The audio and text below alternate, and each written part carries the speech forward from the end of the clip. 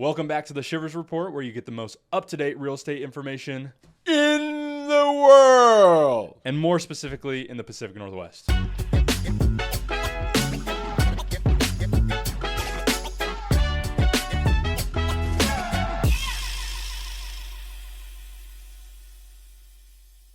One of the big talking points specifically in the Pacific Northwest over the last couple months, over the last couple years, honestly, is the commercial real estate values. I mean, we've seen Big Pink. We saw the U.S. Bank building in Seattle. I mean, the list goes on and on.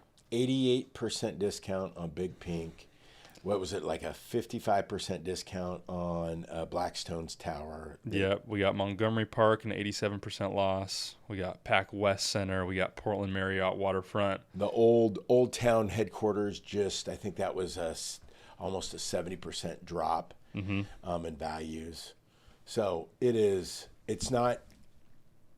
makes 2008, 2009 look like a cakewalk. And the reason you don't hear about it as much is because it's affecting Wall Street more than Main Street. But it is, and it's not over by any means. And this is not just the Pacific Northwest. Pacific Northwest is by far like probably one of the worst. Yeah. But it's affecting pretty much all commercial real estate, multifamily, and office space specifically. But Pacific Northwest it is, you know how they say blood in the streets? There's definitely blood in the streets. 100%. And I think it comes from a couple main points. Is one, for multifamily, these syndications, they ran numbers with the best possible thing with those interest rates. Yeah, when you have variable rates and you're banking on your rates staying the same and they go up, you're in trouble. Yep. And then office space, I mean, COVID just totally derailed what office space means to us in today's day and age. Exactly. And then specifically in the Pacific Northwest, what you're seeing is a lot of, domestic migration is negative. And with the new federal government putting restrictions on immigration, because Pacific Northwest, Washington and Seattle specifically, we're getting a lot of foreign migration. That is slowed down dramatically. And this is legal foreign migration. Yeah. But that's slowed down dramatically. And some of the policies of taxes and businesses moving into some of the other suburbs and stuff like that. Yeah, from the Multnomah County Assessor, it says the top 20 buildings in Portland had a combined value of $3 billion in 2019. Yep. And in February of 2026, $986 million. Yeah, it's like I said, it's worse. It makes 2008, 9, 10 a walk in the park. Yeah. I mean, talk about, usually people think of real estate as being a stable investment. Right. I mean, commercial or residential. And this is totally, would you say there's opportunity right now within that space? Or do you think you said there's more blood to come? At what point would you say is the right time to pull the trigger on something like that? Is it going to come back to what we saw it once be? Great question. And there are people believing that there's some gamblers out there right now. There's more transactions happening than there has been in quite some time. And Seattle is just now starting to roll over some of those properties. Yeah. Remember, these big corporations, they don't like to write off. If you keep it on your books, even though you know the value's dropped 80%, it doesn't show. Yeah. But now it's kind of like Papa's calling you to come home. Yeah. So you have to do that. Now, the biggest question is, how is that going to have an effect, since mostly we're small commercial multifamily and we're residential guys. So if for the residential world, does that have an effect, and will it have an effect? I mean, obviously in the downtown areas, I think yes. I mean, when there's that much business leaving, and when there's that many when there's that much vacancy, when there is a property value decline to that significant extent, I think there's no way you're not affected by it. And I think we're seeing that in the downtown areas specifically. I mean, look at the Ritz-Carlton. Yeah, 50% on the from peaks. Now, they were aspirational pricing, as we talked. But that being said, they are still, they've slashed prices by 50%, and things are starting to roll over. But yeah, like you said, Keegan, when businesses leave, when restaurants leave, when work leaves, people leave. and then values get affected. That's why, because right now Seattle is the highest vacancy rate for office, and Portland's right behind them. And then that being said, Seattle right now is the most depreciating market in the country for that downtown core.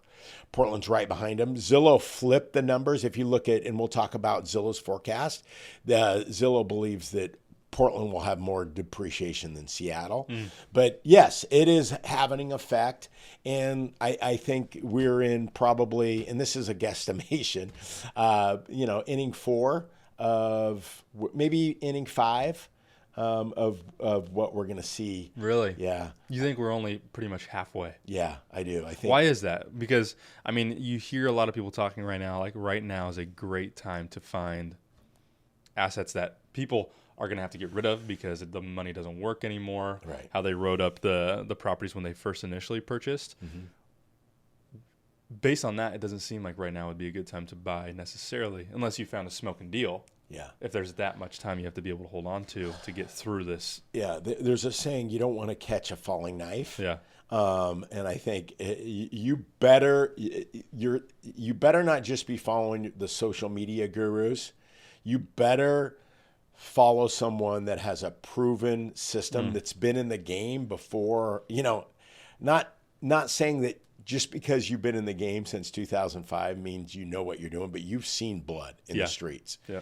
And there is, especially in that commercial market, not so much residential market, but in the commercial multifamily market, if you don't know what you're doing, you're going to get wiped out. Yeah. And, I remember there's one guy that was in the news recently. I met him in an event down in Mexico. And I remember him talking, and I'm like, and I had kind of the fear of missing out because this guy's talking about all the deals he's doing. I'm like, this guy doesn't know what he's doing. I said, and I started doing the FOMO thing. And I'm like, and then, there's no way if things change a little bit. He lost $23 million of investors' capital. 23 mil. I mean, even some of the biggest names in the industry, you look at Brandon Turner, who everybody, I mean, ever since I was in high school, I listened to Brandon Turner talk on real estate, on Bigger Pockets, now doing his own thing. I mean, even a guy like that who has that much experience. I think he does. I mean, you see. Well, he does. Yeah. He does. It's just, I think it's important people realize that there's risk in everything. Yeah. It's called an investment, not a guarantee. Yes. Anything has the opportunity to go down. And I think sometimes when you listen to these podcasts and you listen to everything, they try and explain to you the perks and the upside of it. Yeah. But like you said, an investment is a risk. Right. And people are seeing it that's one deal out of, I don't know how many he's done, and he owns tens of thousands of units. Yeah. But when something like that happens, it's an eye-opener because anybody can get affected by it no matter how good you do. Because I think looking at, they increased revenue of the property by like a couple million. Yeah. And it's still because you can't control rates. They didn't, they made a mistake. The cap rates, like the insurance to make sure that the caps didn't go up to the interest rates didn't go up to, became too expensive, so they couldn't do it anymore. Yeah. So they were hoping, because the administration wanted to talk about interest rates going down. Well, the war changed that. That's gone. That's off the table. So do you think? I mean, you say we're in inning 4 or 5 for commercial. Do you think that's similar with residential that? We're seeing, I mean, obviously we're going to talk about the Zillow forecast, what they're looking at now. Do you think we're in a similar time frame for residential, or you think there's a couple more factors that could play into that? Well, the number one factor is residential real estate is where people live. So that is, and number 2, the biggest difference is majority of people have fixed rate debt. Okay, so no matter if values go down another 15%, if you have a great interest rate and you can afford the payments and you still have your job, there is no distress. Yeah. But I'm saying we talk about now businesses are leaving in the downtown area of Portland, Seattle.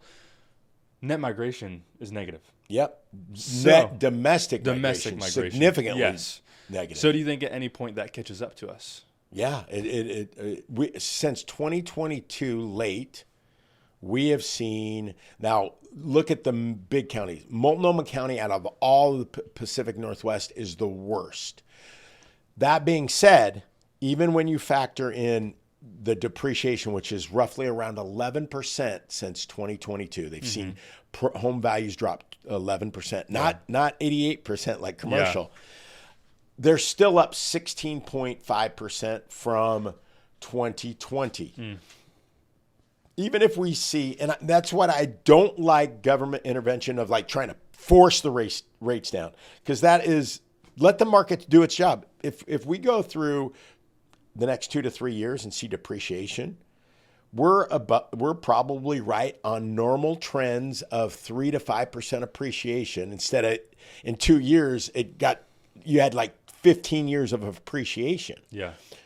Let the market do its job. Don't come in and try to rescue the market. Don't save it. Don't bail out. Let the market do its job. There's going to be some pain. And yes, there's going to be some people that get hurt. If you bought new construction in 2022, you're probably hurting right now. Yeah. And I don't take that lightly, but that's investment. Yeah. That's, sometimes you win, sometimes you lose. Yeah. There was a guy that told me one time, he goes, you always want to ask 3 questions. What's the best case scenario? Okay. Because we're optimists. That's what we do. We're optimists. And so we always go there. But you also should write out, what's the worst case scenario? And then when you look at both of them, say, what's the most likely scenario? Yeah. And make your decisions based off that. But it's all right if someone in the room saying, I think you're wrong. Yeah. You're going in the wrong direction. Yeah. And sometimes, especially people like sometimes I don't like to hear that. But best case, worst case, and most likely. Yeah. Yeah. It'll be interesting to see, because, I mean, we've talked about this in our office, where that curve of appreciation of what it should have been. Yeah. Versus what happened. Yeah. And that we're kind of just getting back to what the norm looks like. Yeah. And that's what slight depreciation right now maybe is bringing us closer to that line. Nationwide, majority of cities, counties are still up 40, 30%. Still up from 2020, even though we've seen depreciation mostly across the country since late 2022. Yeah. So. Yeah. Be interesting to see what happens over the next couple of years. Yep. It'll be a ride. Thanks for tuning into the Shivers Report. If you have any questions about real estate in the Pacific Northwest, we have you covered.